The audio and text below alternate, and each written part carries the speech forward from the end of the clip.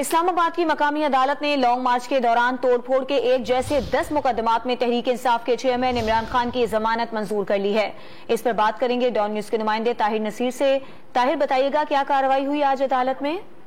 جی دیکھیں، P T I long march کے دوران توڑ پھوڑ کے مقدمات میں عمران خان نے عبوری ضمانتوں کے لیے اسلام آباد کی مقامی عدالت سے رجوع کیا تھا۔ آج ڈسٹرکٹ اینڈ سیشن جج نے عمران خان کے خلاف جو ٹوٹل 11 مقدمات درج ہوئے ہیں، ان میں ایک مقدمہ تھانہ کوسار کا 425 ہے، جس میں غداری کی دفعات شامل تھی۔ تو اس میں عدالت نے عمران خان کی عبوری ضمانت 8 ستمبر تک 5000 مچلقوں پر منظور کر لی ہے، جبکہ جو دیگر 10 مقدمات ہیں، جن میں تھانہ کوسار، تھانہ ترنول، تھانہ گولڑا، تھانہ اپارا، ان میں جو 10 مقدمات درج تھے، ان میں جو عبوری ضمانت ہے اس کو کنفرم کر رہی ہے۔ آلریڈی عمران خان آج تک عبوری ضمانت پر تھے۔ جو آج 10 مقدمات کی جو ضمانتیں ہیں وہ کنفرم کی گئی ہیں۔ ایک نئی ضمانت دائر کی گئی 425 نمبر ایک مقدمہ ہے تھانہ کوسار میں، اس میں غداری کی دفعات تھی۔ اس میں عدالت نے عمران خان کی عبوری ضمانت میں 8 ستمبر تک توسیع کی اور آئندہ سماعت پر پولیس کو ریکارڈ میں طلب کرنے دوران سماعت عدالت نے پروسیکیوٹر سے یہ استفسار کیا کہ کیا کسی کیس میں کوئی ادارہ بھی مدعی بنا ہے، کیا آپ کو اس پر کوئی اعتراض ہے؟ پروسیکیوٹر نے